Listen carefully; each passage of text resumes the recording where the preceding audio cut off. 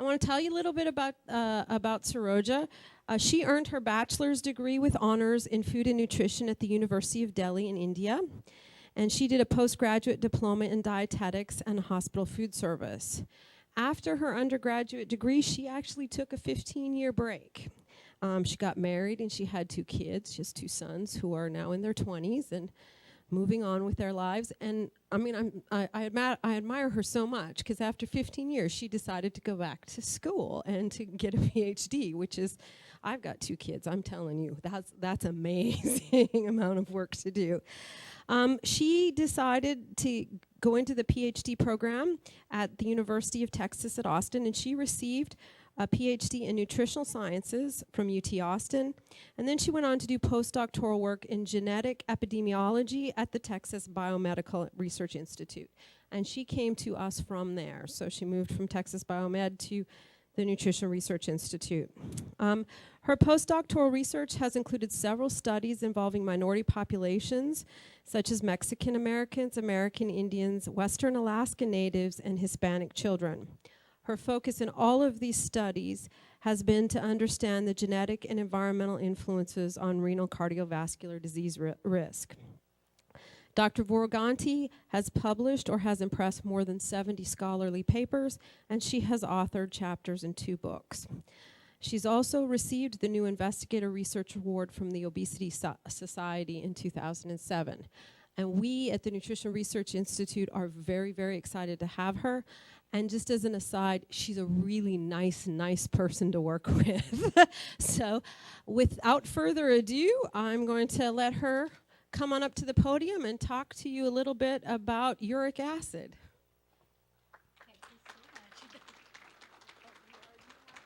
Yeah. Thank you so much. That was so nice of you. Thank you all for being here. I'm really excited to talk about my research. And I'm also very thankful to the organizers for giving me a chance to talk about this. And please feel free to ask questions as we go along if you don't understand anything or don't understand my pronunciation. So that's a little different. So today, as the title suggests, we talk about uric acid and how it is related to various diseases and what are the factors which affect these diseases and what we are trying to do to help relieve those. Okay, so as I told you, we'll first talk about uric acid and related diseases, and then talk about other factors which mainly include diet and genes. And then we talk about what type of research we are trying to do. And we are in our initial stages, and we are finding some good results. So I'll talk a little bit about that. So what is uric acid and why we should study about it? So it's a chemical. It is created when body breaks down substances called purines. Purines are naturally occurring substances which are in cells and in gene structures. A little bit more to understand what are purines. Go ahead. Oh, okay. Should I bring it closer? Now it's okay? Okay. Oh, sorry. Okay, should I go back? No. Okay. So what are purines? So, you know, the cells, our body consists of innumerable cells. And each cell has DNA, which is a molecule which contains the genetic code. And this genetic code is transmitted from parents to children to children. So, we don't have, okay. So the DNA looks like the ladder structure which is there. And it has like 2 chemical bases joining them, and a set of those chemicals bases are called purines. So when the DNA breaks down, or those chemical bases, like you see those alphabets? Those alphabets are chemical bases. And when they break down, what happens is that they finally get converted to uric acid. So the purines which I've marked there, A and G, those are the chemical bases which, when they break down, will get converted to uric acid. So again, the same process, but a little bit. Where is this purines coming from? Basically, we get it from diet, dietary purines. We eat organ meats, seafoods, and meat gravies, and most of the organ meat related products, they all provide purines. The second one is fructose. Fructose also provides, it doesn't provide purine, but it gets broken down to uric acid. And then alcohol. Alcohol also does the same. It provides a product which again gets broken down to uric acid. And then the other thing is the cells in our body get broken down. And then the DNA gets broken down, and that also gets converted to uric acid. So we have two sources, one from the body and from what we are eating, those things. Okay? Normally, most of the animals, the uric acid is further broken down to a simpler product which gets excreted very easily. But sadly, humans and some higher monkeys, we do not have that enzyme. That enzyme is non-functional. So uric acid gets accumulated in our bodies. We cannot convert it into the simpler product. So that is why humans have higher levels of it. A lot of other mammals don't. So again, how it is actually gets metabolized in the body. So the first, we are getting the purines from the diet. So it goes to intestines, where intestine is mainly involved in absorbing and digesting and absorbing nutrients. So that's where part of it gets absorbed. And then the other part is what is happening within the body. The cells get broken down, new purines are synthesized, and liver is the site where everything is happening.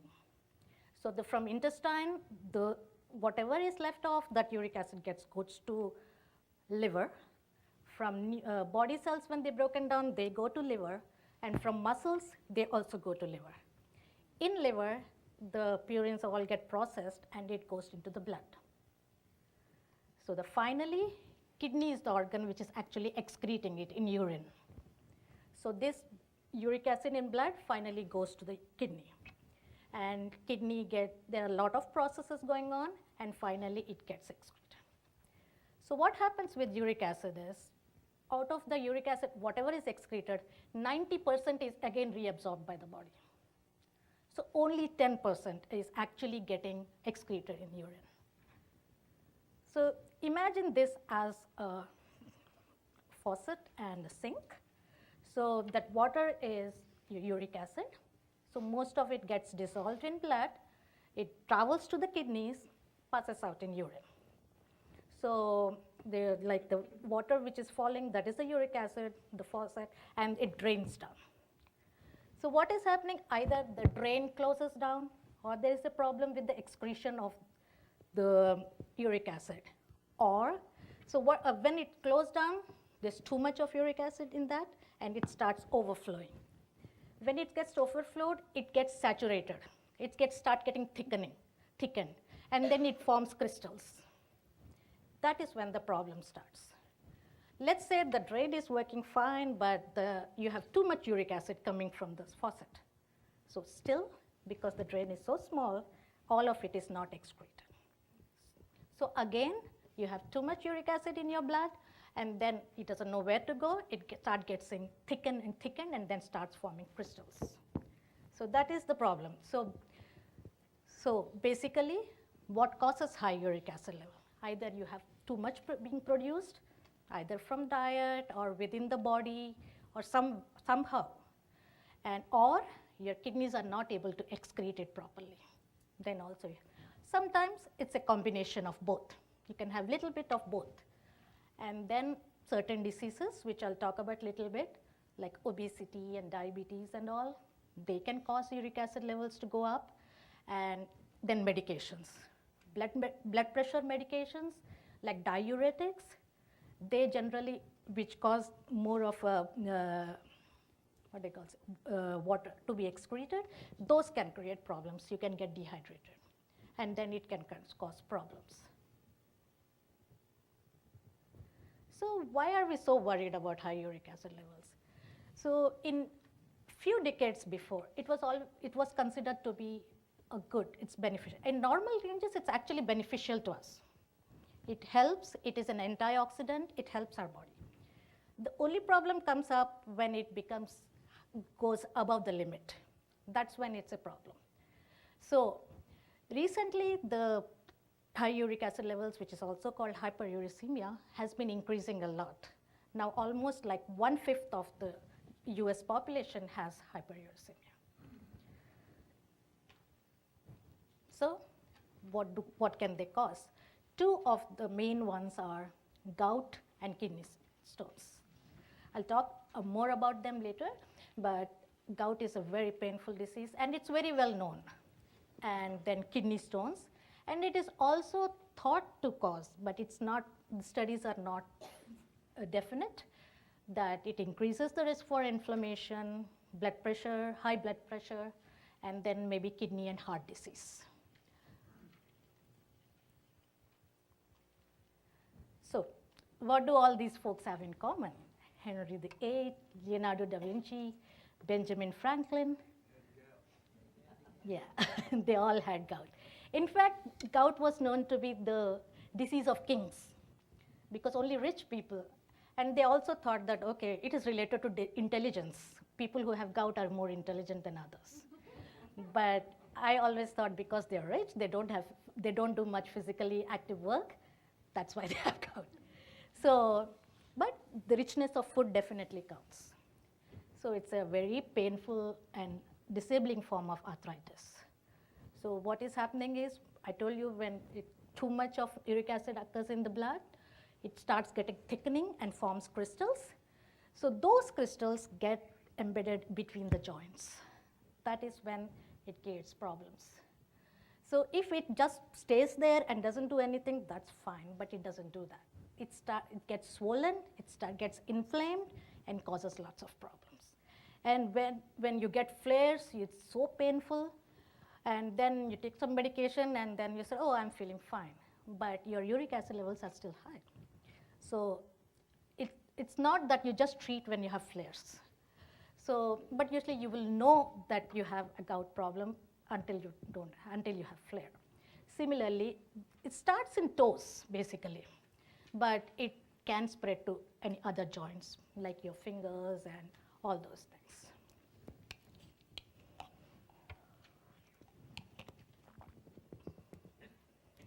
So the next one is, same thing again, when the uric acid gets saturated and it forms like crystals or balls type of thing, they get stuck in the kidney. So these are like small hard deposits which get stuck in the kidney, and that is also very painful. There are some medications which might try to melt them, but still it's very painful. And that also has been increasing recently. And this is actually 5% is in 94, that was the prevalence, but now it's actually at about 8% of people have these kidneys. It's increasing. And the cost of medication and treatment is going up. It's now almost $2 billion it was in 2000. So it is a big economic burden. Now, so it's also been associated with heart disease, because when these crystals get deposited somewhere, they just don't stay as crystal like that. They start getting inflamed, and that causes some problems with the heart too.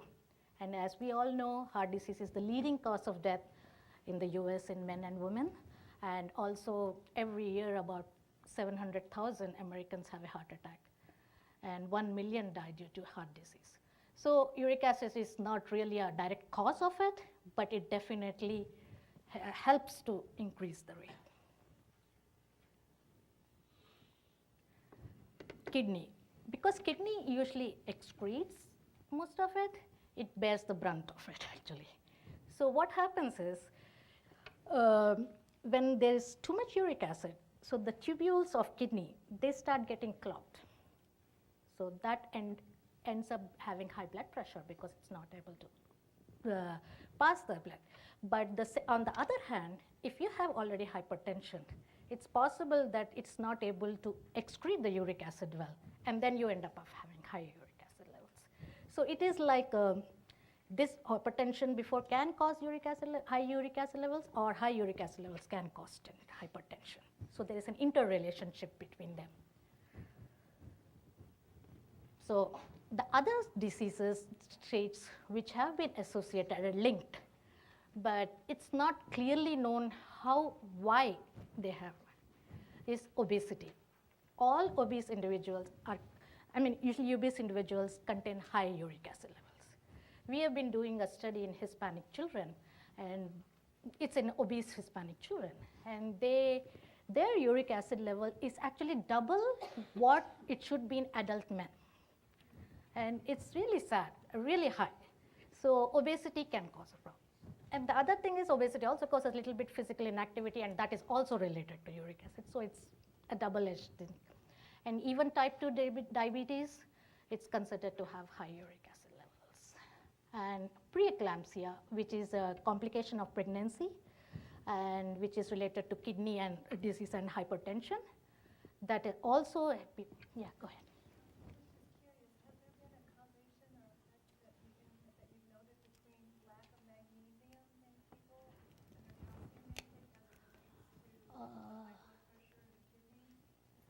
Oh, high blood pressure, you mean? Okay.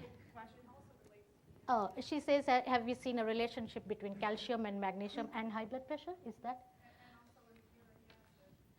No, I haven't looked at it yet, but there is a definite relationship with vitamin C. It's supposed to decrease, but it's not. But calcium, magnesium, no, I haven't seen it, but they might be. Maybe, I don't know. So yeah, in preeclampsia also, there have been high uric acid levels, which we don't know what the cause and all, but they have observed that you have higher uric acid levels. So as long as we have normal uric acid levels, we should be okay. So the normal range in men is about 3 to 7 milligrams per deciliter. Women is about 2 to 6. Children is about 2 to 5.5. But high uric acid levels is not the only problem. If you have too low, that is also a problem. If you have less than 2 milligrams per deciliter, that is also a problem. So it's still not really proved, but it has been seen that in multiple sclerosis, people with Alzheimer's, Parkinson's, and Fanconi syndrome, they tend to have very low uric acid levels. So it's better to maintain. But this is more observational. People have observed that these people have. It's still, the studies are being conducted mostly with multiple sclerosis. Studies are being conducted to see what is the relationship between them. It's a enzyme, it's a protein cysteine, cystinuria. So it is like kidney is not able to absorb one enzyme. It's like a genetic one. So what are the factors which affect? I talked a little bit about diet, and then men are more susceptible to high uric acid levels and gout. And in women, postmenopausal women are more susceptible than premenopausal women. And then, of course, smoking is also associated. Alcohol, as I talked about. Disease states, diabetes, obesity, and all are there. Exercise. Exercise, strenuous exercise is also, but it doesn't mean that you shouldn't exercise. It's only when you don't drink enough water. You need proper hydration. So same thing. So if you exercise well, keep yourself hydrated, it shouldn't be a problem. But if you exercise and don't drink any water, don't keep any hydration, don't do hydration, then that is when it becomes a problem. And of course, all of these are related with our genes. That's what I put in the center. So, okay. So talk about little bit about foods. So high purine foods like seafoods, organ meats, liver, spleen, heart, and then you have meat gravies, anchovies, some vegetables like asparagus and some mushrooms, they all contain high purines. And then fructose, carbonated beverages, high fructose corn syrup, most canned products, honey, they're all enriched in fructose. So it doesn't mean that you should stop eating them, but have to eat in moderation. And if you know that there is a family history, you have to be a little careful. And of course, alcohol, and then dehydration is a major problem. So you have to keep yourself hydrated all the time. So now we come to the second part, which is about genetics. So we have been doing a lot of studies. Our studies and other studies have shown that genes have a major impact on uric acid levels. Uric acid levels are heritable. Heritable means that they run in families. If your grandfather has high uric acid levels, it's possible that the child has and the grandchild has it.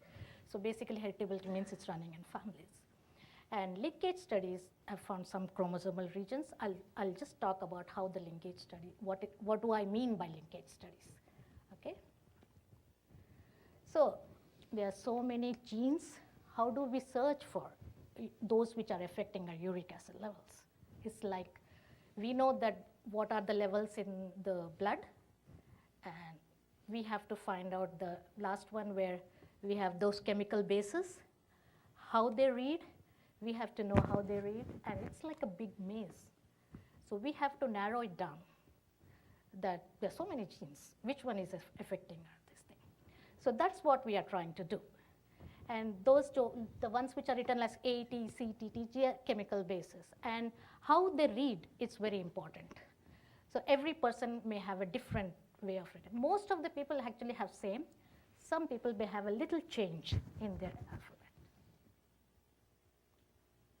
So, little bit of how we go about doing gene discovery. First, we recruit families. We generally like family-based studies because it's easier to find the heritability and find out that if this disease is in the families.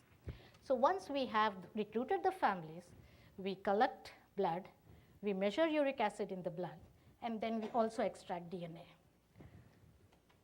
Then we do something called a linkage, which I talked about before. What is linkage? You know, there are 23 pairs of chromosomes in the body. We don't know which chromosome, which gene is associated, or which gene is affecting uric acid levels. So we need to find out. It's like doing like a GPS. I need to find out where Kannapolis is. And if the GPS shows me, oh, this is North Carolina. But it's not enough, but at least I know where to search for it. So linkage is like that. It's telling you this region is something where you need to look for genes. So it may not tell me what gene exactly, but at least it narrows down the region. So I know that I don't have to search all 23 pairs of genes. So that's what is linkage doing. And then once we know what region I have to search for, we go deeper and start reading those chemical bases, and which are called SNPs, and we try to find out what are the ones which are affecting our uric acid levels.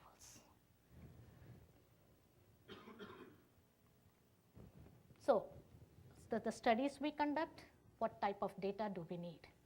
Of course, first, we are doing it in families, so we need to find out the family history. So is there anyone in the family who has gout, or anyone has high uric acid levels, which helps us a lot to know.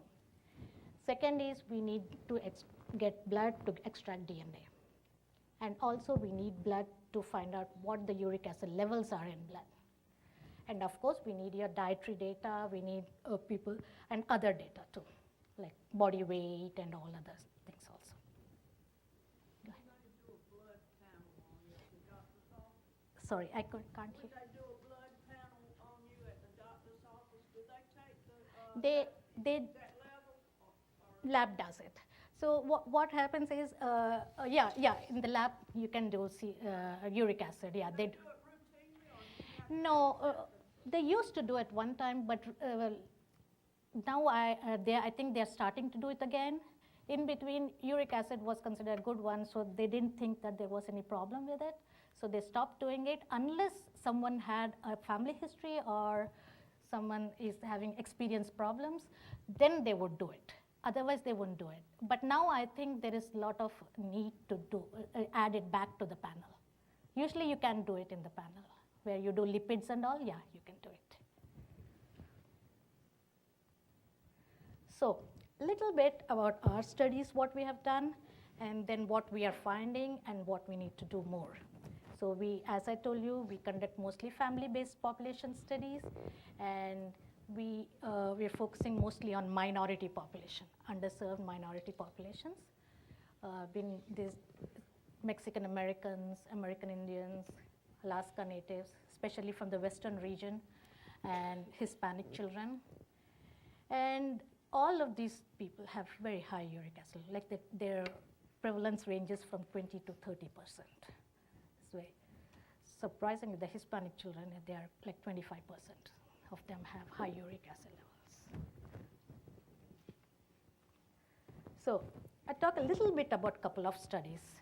So one is called San Antonio Family Heart Study, which is a large population-based genetic study for cardiovascular disease risk in Mexican American families. We have multi-generational families, and we have like one family which has like 35 members in that. So we recruit all of them, and we try to study what's happening with the uric acid levels. And this population, as we all know, obesity and type 2 diabetes are highly prevalent. In fact, I was reading today that 1 in 4 are diabetic in the Hispanic population, so it is scary.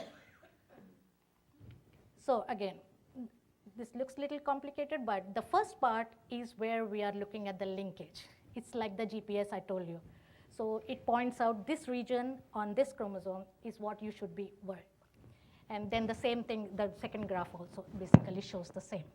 So they are telling me that this chromosome, this region is affecting your uric acid levels. But that region is quite big. So I have to go and narrow down and study what exactly is happening in that region. So that's what we are right now doing and getting good results actually. So what we did was that region which I have marked in the box, that is the region we found that it can affect uric acid levels. Now we are going and reading the whole sequence, what is happening in that region, and trying to find out that if there is any specific variant or specific SNP which is really affecting uric acid levels. So the other study we are doing is in American Indians. It's again a multi-generational study. It's a family-based genetic study in cardiovascular disease risk. And this we have about more than 3,000 people recruited. And these are from Arizona, Oklahoma, and North and South Dakotas. And this is a longitudinal study. Actually, the Mexican American study is also a longitudinal study. So we also see whether the changes in their, whether those people who became diabetic over time, how their uric acid levels changed, or who increased weight, how the uric acid levels changed. So it's a longitudinal study, so we can look at long-term this thing. So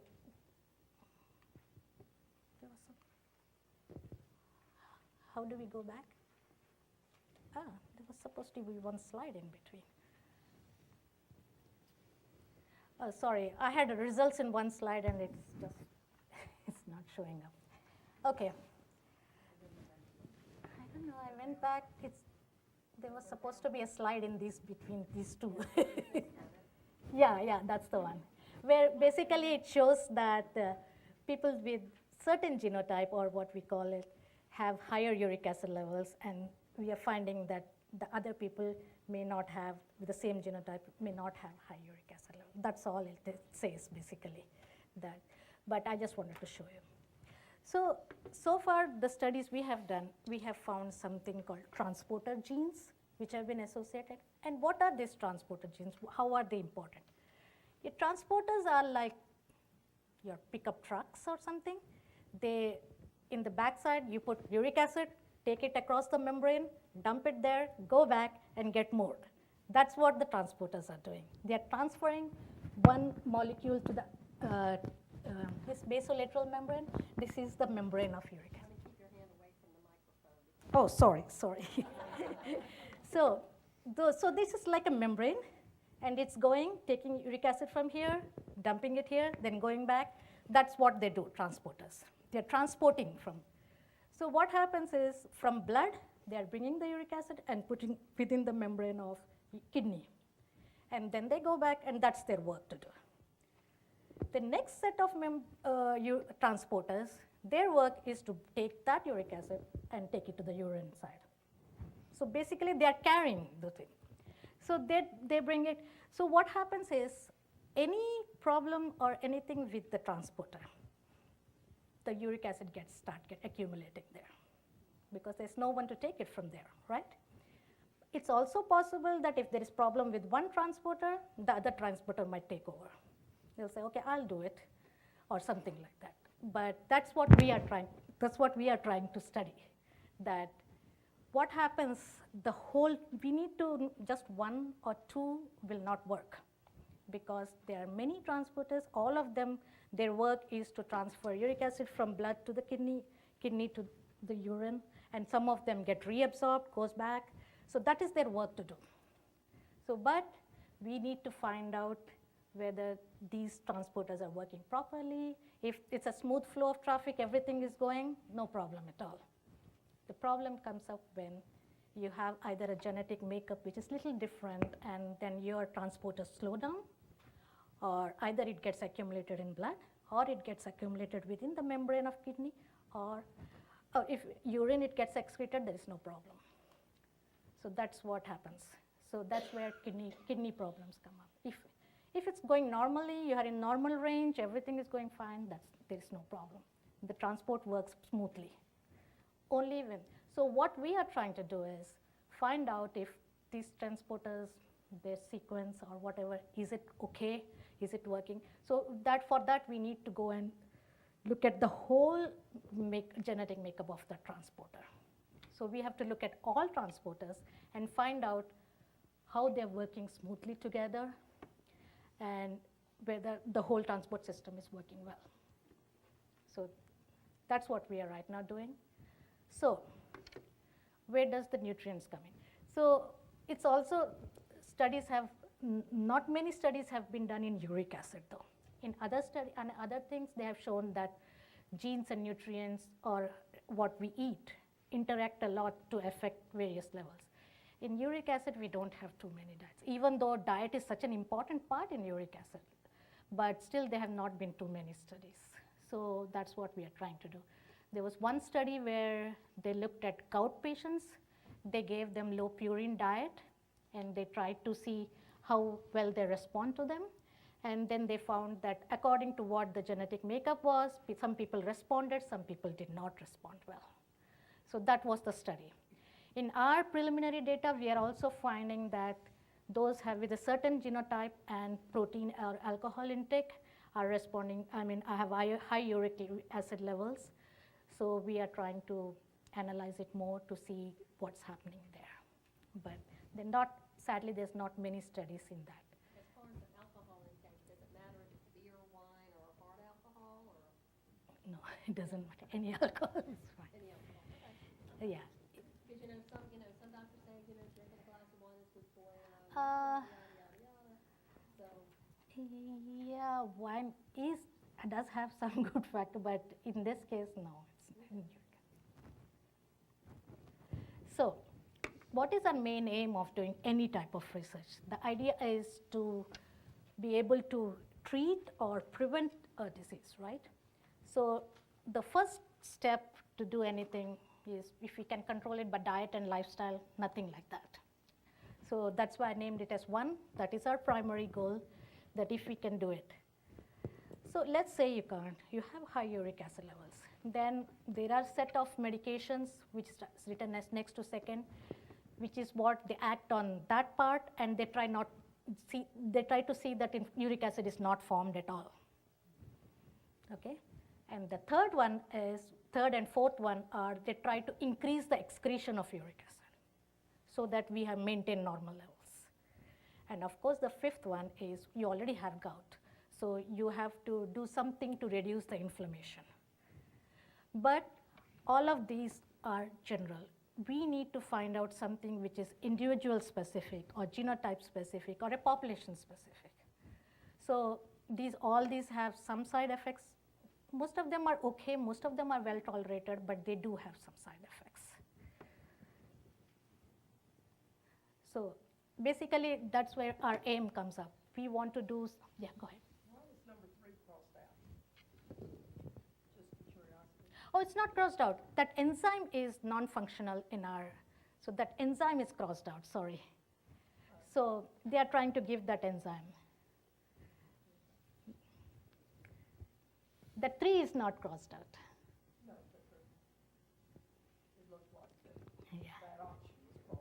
Yeah. So since we don't have uricase, they try to give uricase so that it gets broken down into that product which is easily excreted. So that is one type of treatment. So basically, to summarize, uric acid is a very important risk factor for gout, hypertension, and also heart and renal disease.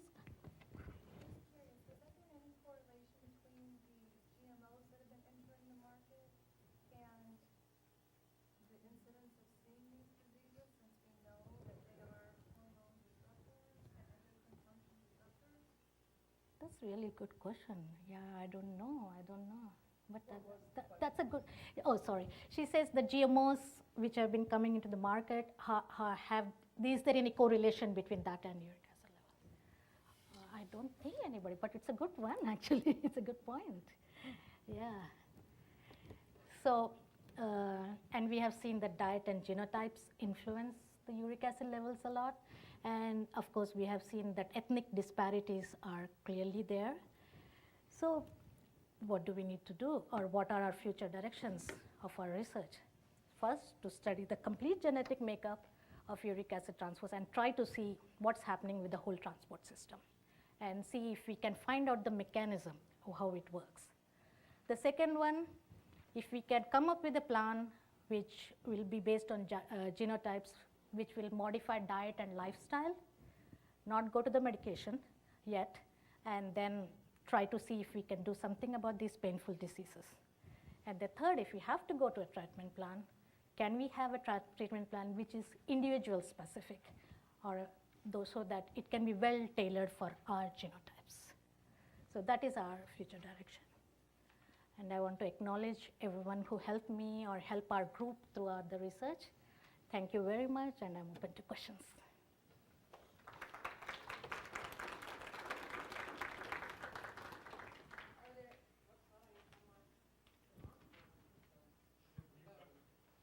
All right. So do we have any questions? And if so, can you raise your hand and I'll bring the microphone over so that Saroja doesn't have to repeat the question.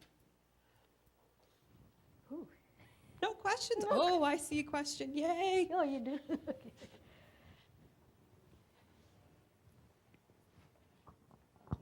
I was just curious, is there any correlation between patients being treated with allopurinol and increased risk for Parkinson's disease? Parkinson's. Yeah, they say because it does cause low uric acid levels. There is a correlation, but we don't know whether it's causal or anything. There is a relationship because allopurinol does decrease the uric acid levels, so that's why it is. But I don't know whether there is any cause and effect on that. Okay.